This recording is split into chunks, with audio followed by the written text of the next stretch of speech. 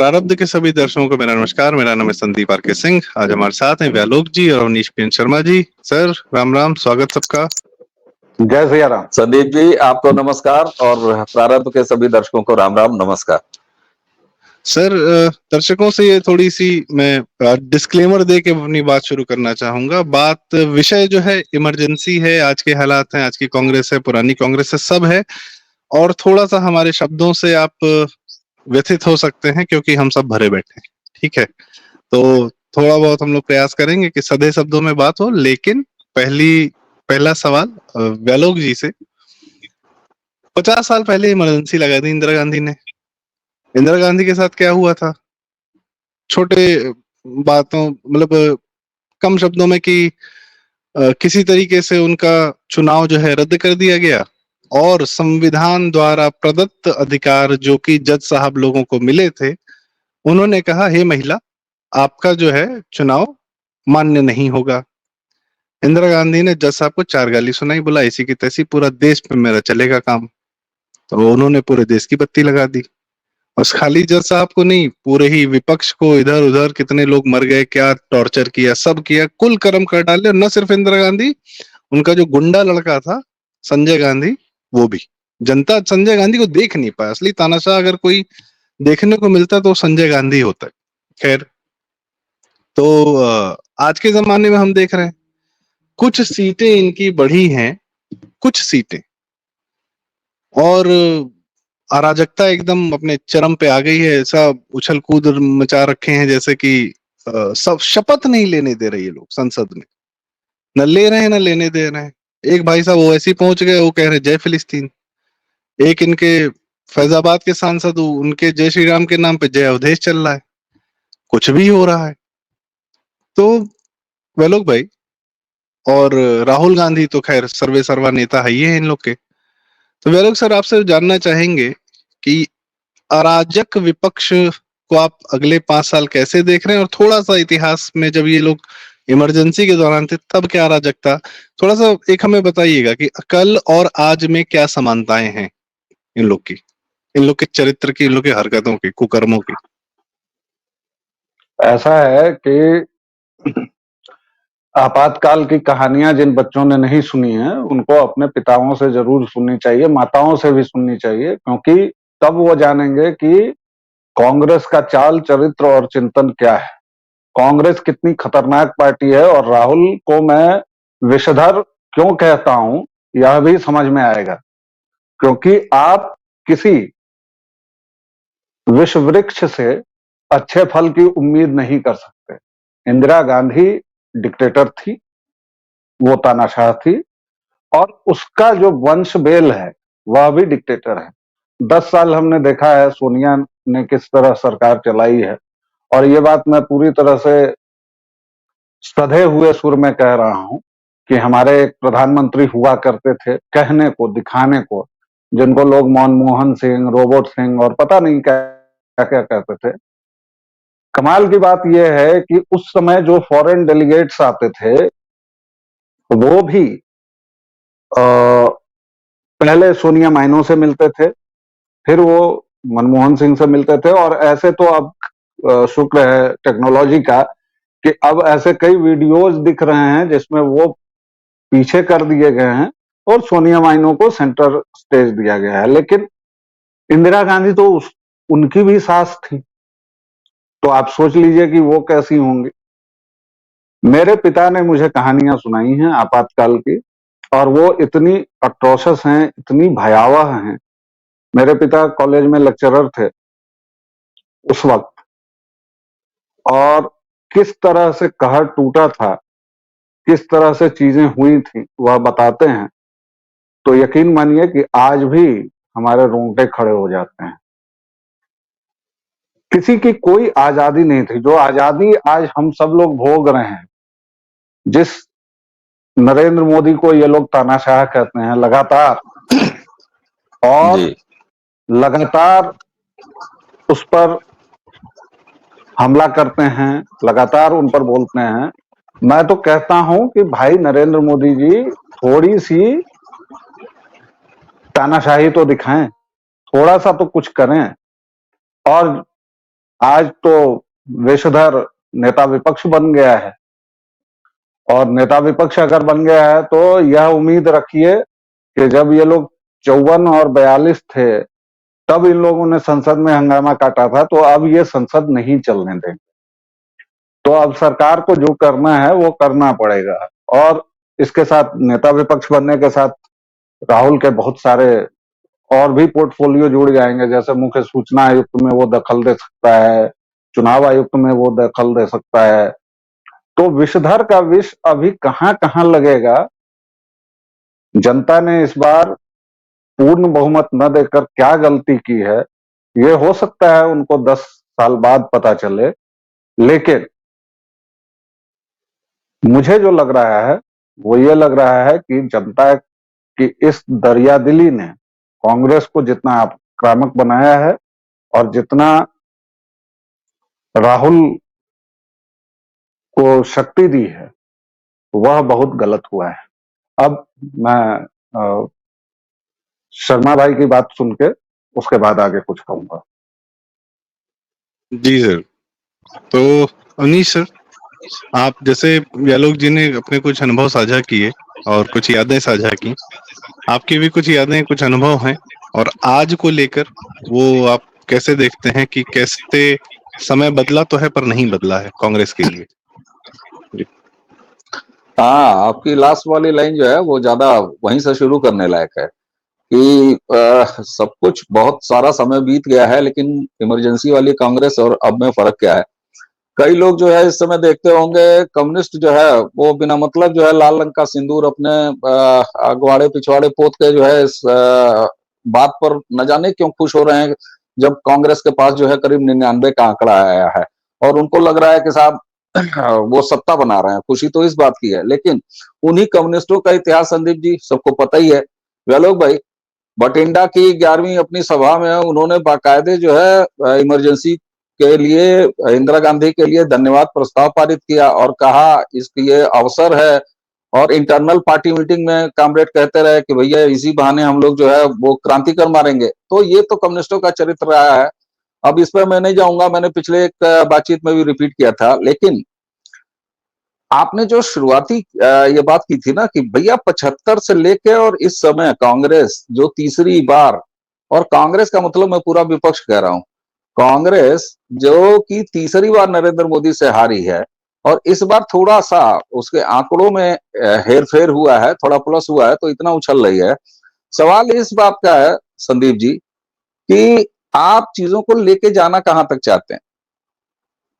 आप सोचिए, एक मैं ऐसे ही एक कहानी के रूप में अगर कह दूं तो जरा देखिए, कांग्रेस ने इंदिरा के नेतृत्व में संविधान में मूल आत्मा में बदलाव किया, संविधान बदल गया। उसके बाद उन्होंने क्या किया, घटना देखिएगा। कहीं की आप ही ने कहा कि उन्होंने कहा कि कोर्ट को कहा कि नहीं हम इस्तीफा नहीं देंगे। आपके दिल्ली के वर्तमान में आप देखिए क्या चल रहा है। वह व्यक्ति इंदिरा गांधी से भी एक कदम आगे निकला हुआ है।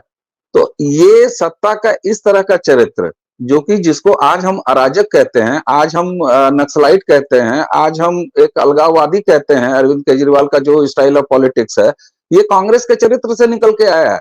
इंदिरा के चरित्र से, राजनीतिक चरित्र से इमरजेंसी वाले कितना मिलता जुलता है। तो ये कांग्रेस में तब भी था, ये कांग्रेस की तरह का जो एक पूरा इकोसिस्टम है वो एक चरित्र है। कांग्रेस तब भी वही थी संदीप जी, आज भी वही है। जी सर। और मैं अभी आपसे जब बात कर रहा था आप लोगों से, तो मुझे एक किताब है, बड़ी अद्भुत किताब है, राग दरबारी, और उसका एक कोटेशन, एक छोटा सा प्रसंग है, वो मैं जरा सा पढ़ना चाहता हूँ। देखिएगा क्या लिखा गया है और कैसे सत्ता की हनक भी कैसे दिखाई जाती है। जैसे बस छोटा सा ये है कि एक ट्रक में एक आदमी ने लिफ्ट ली है, वो गांव की तरफ जा रहा है, 1965 की बात है। तो ये है कि घरघरा का ट्रक चला, शहर की टेढ़ी मेढ़ी लपेट से फुर्सत पाकर कुछ दूर आगे साफ और वीरान सड़क आ गई। यहाँ ड्राइवर ने पहली बार टॉप गियर का प्रयोग किया, पर वह फिसल फिसल कर न्यूट्रल में गिरने लगा। हर 100 गज के बाद गियर फिसल जाता और एक्सीलेटर दबे होने से ट्रक की घरघराहट बढ़ जाती, रफ्तार धीमी हो जाती।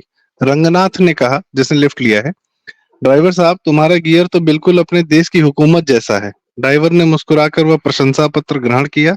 रंगनाथ ने अपनी बात साफ करने की कोशिश की, कहा उसे चाहे जितनी बार टॉप गियर में डालो, 2 गज चलते ही फिसल जाती है और लौट कर अपने खांचे में आ जाती है।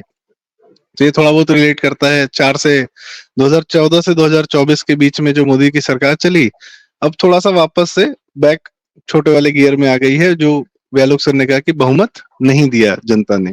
खैर, ड्राइवर हंसा, बोला ऊंची बात कह दी श्रीमान जी। इस बार उसने गियर को टॉप में डालकर अपनी एक टांग लगभग 90 अंश के कोण पर उठाई और गियर को जांग के नीचे दबा लिया। रंगनाथ ने कहना चाहा कि हुकूमत को चलाने का भी यही नुस्खा है, पर यह सोचकर कि बात जरा और ऊंची हो जाएगी, वो चुप बैठा रहा। तो जांग के नीचे गियर डाल के कैसे सत्ता चलाई जाती है, ये इंदिरा गांधी जी और कांग्रेस ने बहुत कायदे से सिखाया है कि पूरे विपक्ष को पटक के मसल के।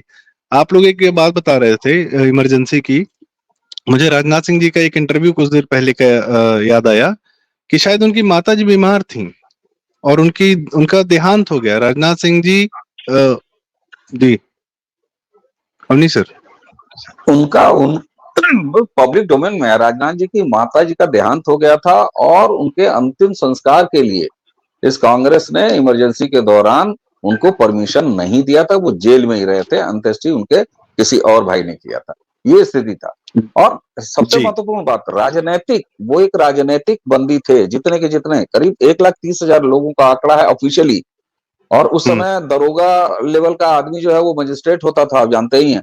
तो स्थिति इतनी खराब थी कि लोगों को प्रताड़ित किया जाता था। राजनीतिक कैदी का मतलब क्या होता है, जेल में बंद हो गए, चाय नाश्ता सब चल रहा है, आप देखते हैं ना, आवरण अनशन एक फैशन होता था।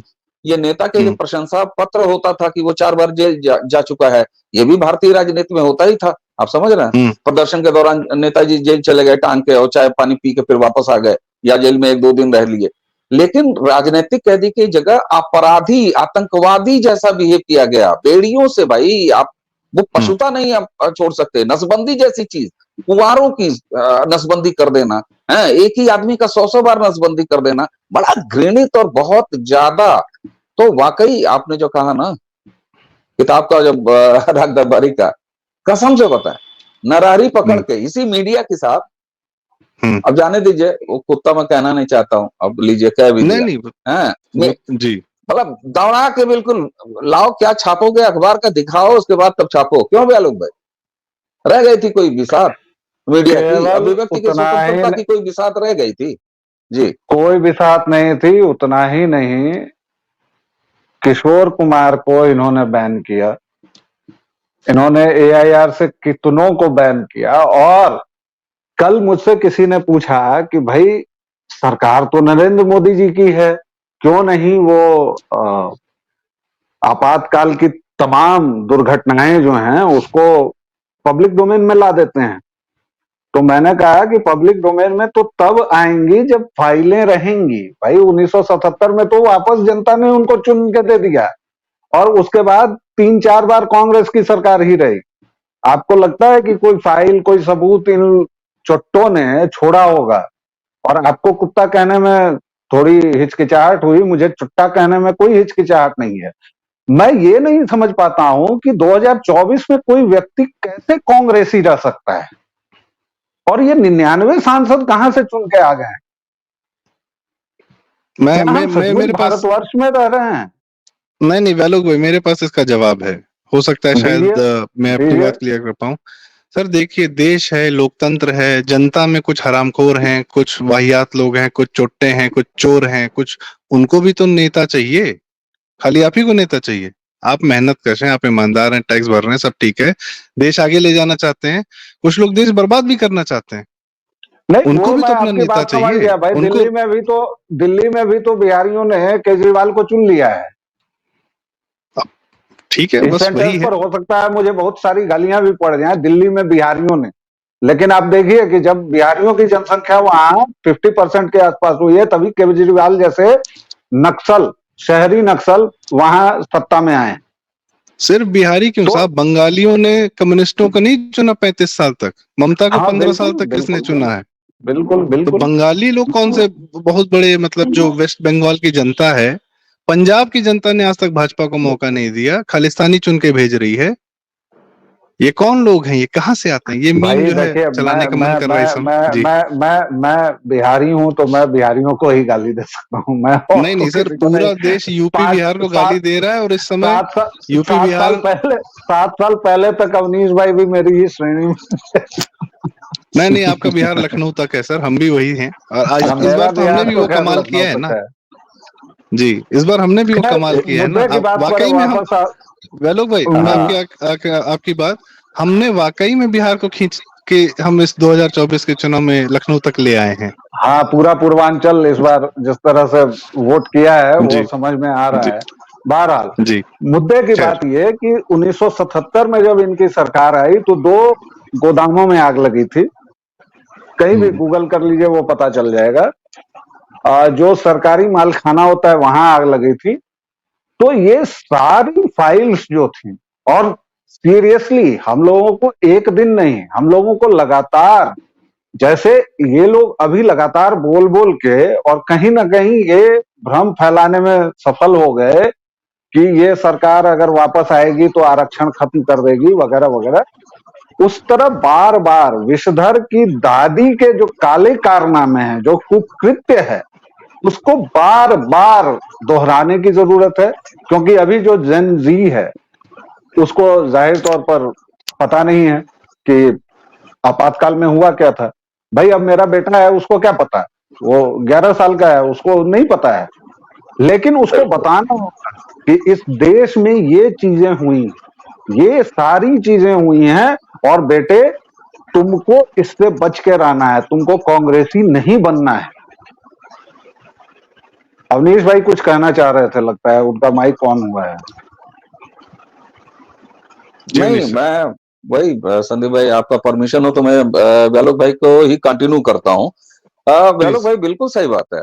आपने जो ये बात कही ना कि इस नई पीढ़ी को ये बताने की जरूरत है, मेरा ये स्पष्ट रूप से मानना है कि इतिहास, अच्छा ये बताइए, इतिहास क्या होता है? जो आज चल रहा है, आजकल बीत रहा है, अखबार में छप रहा है, 4 मरे 5 घायल हो रहा है, वो भी इतिहास है। किसी को याद रखा जाता है, किसी को नहीं याद रखा जाता है।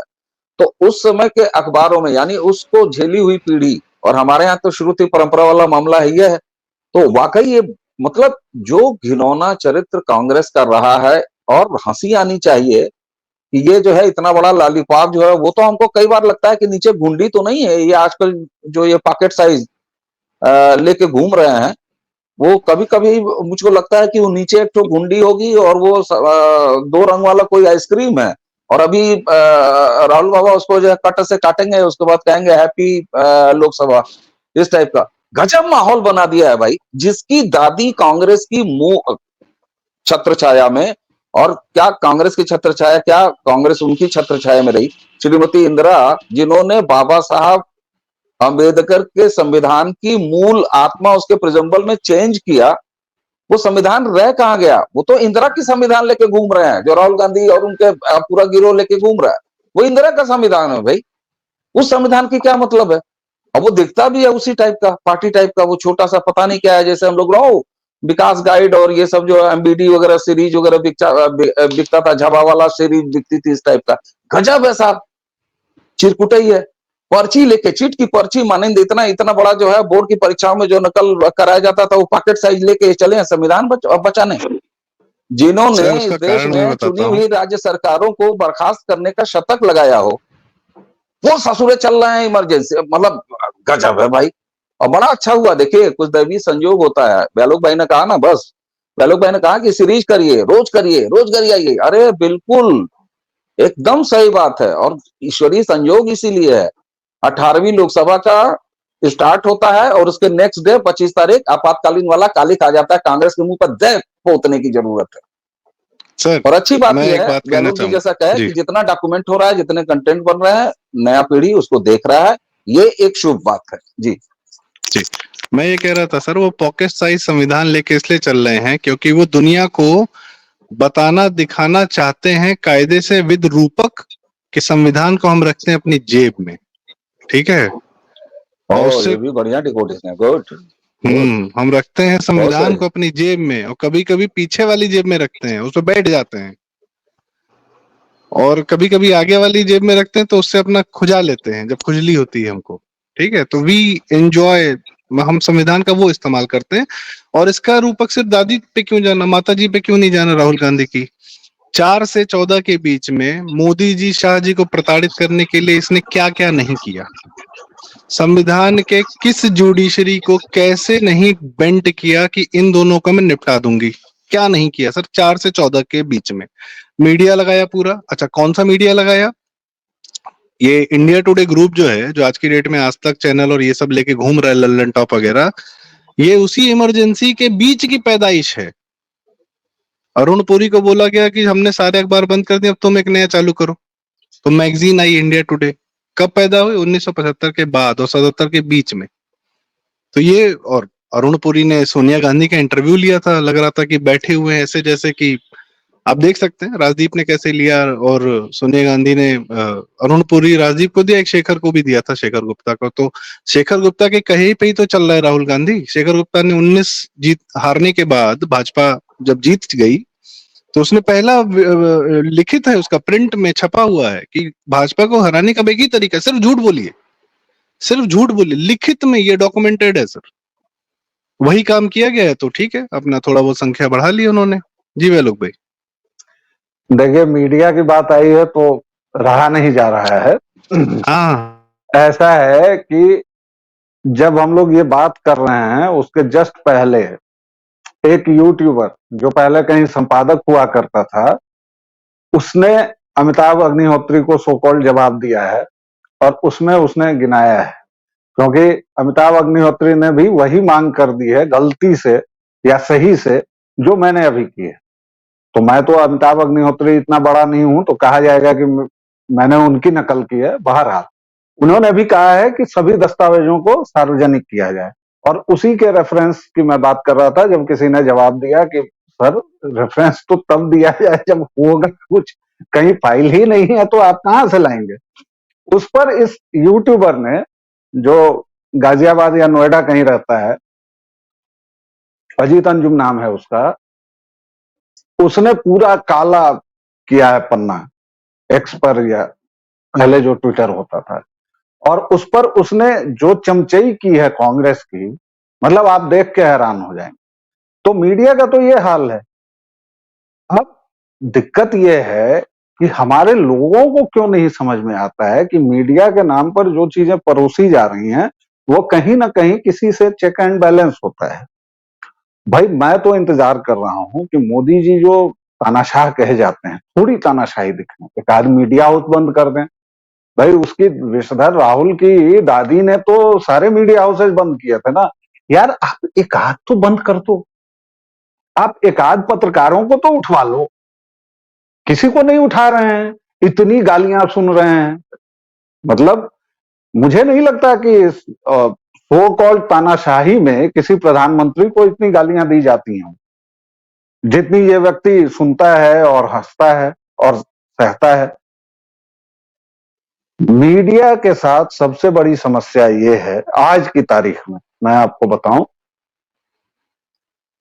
और बाय द वे मैंने 19 मीडिया हाउसेज का काम देखा है, वर्क कल्चर। अपने दर्शकों को बता रहा हूं, अवनीश भाई और सैंडी ब्रो, आपको नहीं बता रहा हूं क्योंकि इससे मेरी क्रेडिबिलिटी थोड़ी जनता में जाए।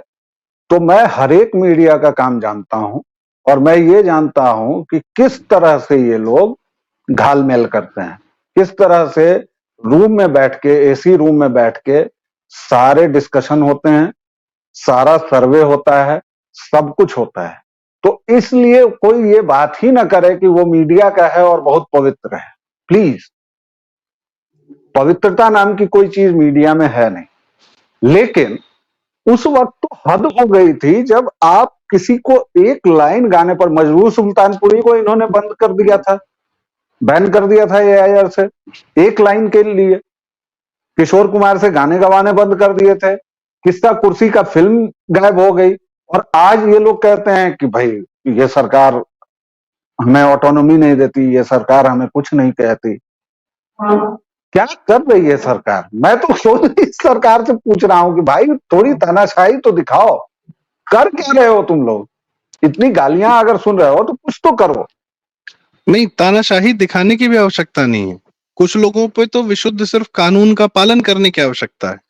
राहुल गांधी बेल पर है, 1,000 करोड़, नहीं नहीं 5,000 नहीं करोड़। नहीं नहीं नहीं नहीं, अब यहीं पर मैं आपको काट दूंगा ब्रो, मैं आपकी लाइन समझ गया, मैं ये बोलने वाला था। आपको इस देश में कानूनी ढंग से कुछ करने के लिए बहुत कुछ बदलना होगा, आपको इस देश की जुडिशरी को बदलना होगा। आपने इससे अद्भुत मजाक देखा है कि कोई मुख्यमंत्री एक मामले में जेल में बंद है, वो इस्तीफा नहीं दे रहा है, और दूसरे मामले में दूसरी केंद्रीय एजेंसी उसको गिरफ्तार करने पहुंच गई है। मतलब अगर कोई ये सुन ले तो भारत की क्या छवि बनेगी साहब। रात के 12 बजे सीबीआई केजरीवाल को गिरफ्तार करने जाती है, और आज उसको लेके कोर्ट गई है कि वहीं से पकड़ ले उसको, क्योंकि आज उसकी हियरिंग है। मतलब इससे वाहियात, इससे घटिया मजाक क्या हो सकता है। तो आपको कॉन्स्टिट्यूशन बदलना पड़ेगा सीरियसली, आपको इस देश की जुडिशरी बदलनी होगी, क्योंकि जज साहब लोग तो छुट्टी पर से शायद आ गए हैं। अवनीश भाई आ गए हैं क्या छुट्टी पर से वापस, या अभी भी छुट्टी पर हैं? शायद जुलाई में आएंगे। बिल्कुल करंट अपडेट नहीं है, हाँ? इसलिए तो बता शायद नहीं जुलाई पाएंगे। में आते हैं, शायद जुलाई में आते शायद, हैं। हाँ, शायद हाँ, ऐसा ही है। लेकिन आप देखिए, आप एक एक को देखिए ना, तेजस्वी जो 2 साल की उम्र में अरबपति था, राहुल और उसका पूरा खानदान मतलब लगातार बेल पर ही है, शायद प्रियंका वाड्रा नहीं है बेल पर, बाकी पूरा खानदान उसका बेल पर है। और क्या क्या गिनाए साहब, आपातकाल गिनाए, या एंडरसन गिनाए, या वो जो ऑगस्टा हेलीकॉप्टर था वो गिनाए, कितना गिनाइएगा। तो इसलिए मैं उस मामले में नहीं मानता। मैं तो मानता हूं कि अगर आपको इन लोगों को ठीक करना है तो सीरियसली आपको तानाशाह होना पड़ेगा, और ये बात मैं बड़ी जिम्मेदारी से कह रहा हूं जी। मैं बहुत रिसेंट, आपने कहा क्या क्या गिना है, तो मैं एक रिसेंट उदाहरण देता हूँ। 2012 से 17 के बीच में अखिलेश यादव जब मुख्यमंत्री थे तो उनके एक मिनिस्टर साहब थे राममूर्ति सिंह वर्मा, और एक पत्रकार था जागेंद्र सिंह। तो जागेंद्र सिंह को जिंदा जला दिया गया था, और जागेंद्र सिंह का डिक्लेरेशन था, डाइंग स्टेटमेंट, कि मुझे इन मंत्री साहब ने जलवाया है। लेकिन कुछ नहीं हुआ। खैर, वो एक ये अखिलेश यादव में पत्रकारों की हालत थी। अब नहीं सर, मैं थोड़ा सा वापस बैक टू, क्या है कि इमरजेंसी की जब हम बात करते हैं तो कुछ लोग कहते हैं कि भैया वो तो पुरानी बात थी। तो मैं जानना चाहता हूं कि वो पुरानी बात से हम इतना घबरा क्यों रहे हैं? क्या हमें डर लग रहा है कि राहुल गांधी का राज आ जाएगा तो वापस से वैसा ही कुछ व्यवहार वो करेगा, क्योंकि उसके 10 साल के विपक्ष में रहने पर उसने सिर्फ और सिर्फ देश तोड़ने, देश जलाने और यही सब बातें की हैं? यही विजन दिखता है उसका, ऐसा? अरे बिल्कुल। अच्छा ये बताइए संदीप जी, राहुल गांधी का जो राजनीतिक चरित्र आप सालों से देख रहे हैं विपक्ष में रहते हुए, मैं 2014 के बाद की बात कर रहा हूं, उसके पहले का छोड़ दीजिए। राहुल गांधी तो 2014 से पहले राजनीति में थे ना। 2014 के बाद और खासतौर से 19 के बाद, और बहुत कहिए तो पिछले 2-3 सालों में, 4 सालों में जो देख रहे हैं, क्या आपको ऐसा नहीं लग रहा है कि ये एक तानाशाह व्यक्ति है जो केवल इस समय देश के विपक्ष में बैठा हुआ है? तो आप ये कह सकते हैं कि राहुल गांधी का चरित्र इस समय भारत के लोकतांत्रिक विपक्ष में बैठा हुआ एक तानाशाह। जब राहुल गांधी, अच्छा ये बताइए, किसान आंदोलन के नाम पर ये तमाम पेड अनपेड और मंडी माफियाओं के जो भी दलाल हैं वो सड़कें सालों साल घेर लेते हैं, आपको मजबूर करते हैं कि इधर का ट्रैफिक उधर से ना जाए। ये आपातकाल है कि नहीं है? ये इमरजेंसी है कि नहीं है? ये कौन लगाता है और उसको कौन समर्थन दे रहा है? इस तरह की आप तमाम घटनाएं देख लीजिए जिसको विपक्ष में रहते हुए राहुल गांधी जैसा तानाशाह, क्योंकि सरकार को रोक देना, शाहीन बाग से देश को बिल्कुल तबाह कर दे देना, दिल्ली दंगे देख लीजिए, इस तरह की तमाम चीजें आप देख लीजिए ना। बंगाल में अभी देख लीजिए, इलेक्शन वाला देख लीजिए, इलेक्शन में किस तरीके से वहां पर चीजें हो रही हैं। तो कह सकते हैं कि असली में तानाशाही तो राहुल गांधी ही दिखा रहे हैं एज ए विपक्ष के नेता। तो आपने कहा कि लोगों को डर, लोग डर नहीं, लोग समझ, बेटर यह है कि समझ। देखिए आज इतनी खुली दुनिया है ना, सब लोग अपने आगे पीछे देख रहे हैं। बंगाल वाला भी जान रहा है कि हमारे साथ क्या हो रहा है, सब मतलब आप समझ रहे हैं, खुला भी समाज हो गया भाई। सोशल मीडिया का इतना इंटरफेरेंस है, तमाम चीजों का इतना इंटरफेरेंस है, तो ऐसे में लोग समझ रहे हैं। डरने जैसी कोई बात कम से कम अगर हम स्वीकारते हैं तो ये स्वीकारना पड़ेगा कि पिछले 10 सालों से क्या भारतीय समाज में असुरक्षा की भावना बढ़ी है? बिल्कुल नहीं बढ़ी है। दंगे नहीं हो रहे हैं, उस तरह से नहीं हो रहे हैं, तमाम ये एडमिन पॉइंट ऑफ व्यू से है, लेकिन उसी के साथ किस कीमत पर नहीं हो रहे हैं, देश में अशांति पिछले 10 सालों में किस कीमत पर, ऊंची कीमत पर हासिल की है नरेंद्र मोदी सरकार ने, इसका भी आकलन करना होगा। और तब कहीं जाके ये 240 का जो बहुमत मिला है, मैं उसको बहुमत कह रहा हूं साहब। इस देश का इतिहास देवगौड़ा वाले कालखंड से उठा के अभी तक देख लीजिए ना, कांग्रेस बड़ा चिल्लाती है यूपीए 1 यूपीए 2 में कितनी थी कांग्रेस के पास सीट, अजीब बात करते हैं ये लोग। 142 तो और 180। 240 का मैंडेट, तो 240 का मैंडेट दिया है मेरे भाई, तीसरी बार दिया है। तुम्हारे फलाने चचा जो 14 नवंबर वाले हैं उनकी बराबरी हो चुकी है मेरे भाई। अब मान जाओ भाई मेरे भाई, काम करने दो अगले को। बहुत सारी ऐसी चीजें हैं कि जिस पर कम से कम जी मुझे लगता है कि जी नरेंद्र मोदी सही जा रहे हैं, और आगे भी अब थोड़ा सा जैसा ये अपेक्षा है सबसे कि जब इमरजेंसी लगाने की मानसिकता वाला विपक्ष आपके सामने हो, तो फिर आपको अपना डंडा जरा सा और मजबूत करना पड़ेगा। और आलोक भाई की बात को आगे बढ़ाऊंगा कि लीगली इस देश में कुछ करने के लिए बहुत तरह के धीरज, जिसमें समय भी होता है, वो रखना पड़ेगा। जी, बड़ी बातें सर, और जरूरी बातें, सही बातें। और मुझे इतना हल्का सा अंदाजा है कि जितने राष्ट्रवादी लोग प्रखर होकर यूट्यूब पे, सोशल मीडिया पर बोल पा रहे हैं, कह पा रहे हैं, अपनी बात कर पा रहे हैं, अगर इस बार बहुमत मिल गया होता राहुल गांधी को या इंडिया अलायंस को ही, इंडिया अलायंस को 273 भी मिल गया होता, तो बहुत लोग इस समय गायब हो जाते, कोई मीडिया रिपोर्टिंग भी न करता, क्योंकि वो लोग इसकी तैयारी में बैठे हुए हैं। जो उनके खिलाफ बोलेगा उसको वो कहीं से भी उठवा लेंगे। बहुत सारे रिसेंट एग्जांपल्स हैं हमारे पास। और अपने खिलाफ बोलने वालों के साथ वो गैर कानूनी, कानूनी, वो सब काम पहले भी कर चुके हैं, वो फिर वापस आगे भी करते। तो वो एक अलग बात है, देखेंगे भारत का क्या भविष्य है। कौन, हमारे पूर्वजों ने सत्ता के विरुद्ध सदैव संघर्ष किया है, और वो भी अराजक सत्ता, मुगलों, यवनों, मलेच्छों, अंग्रेजों, सबके खिलाफ। तो एक दौर वो भी सही। जी अवनीश सर, आपका क्लोजिंग कमेंट, फिर मैं जरा समापन करना चाहूंगा। हाँ, बस वही आपने जो कहा ना कि वो करते रहेंगे, अरे भाई साहब देखिए ऐसा है, वो लगातार करते रहेंगे, लेकिन सबसे बड़ी बात यह है कि उनको सफलता किस दर से मिल रही है, ये बहुत बड़ी महत्वपूर्ण बात है। जी जी, तो व्यालोक भाई और अवनीश भाई का हम चाहेंगे। हाँ सर, व्यालोक जी। एक क्लोजिंग स्टेटमेंट देने से रोक नहीं पा रहा हूं खुद को, इसलिए जी प्लीज जी 1 मिनट सर। दे दीजिए मॉडरेटर साहब।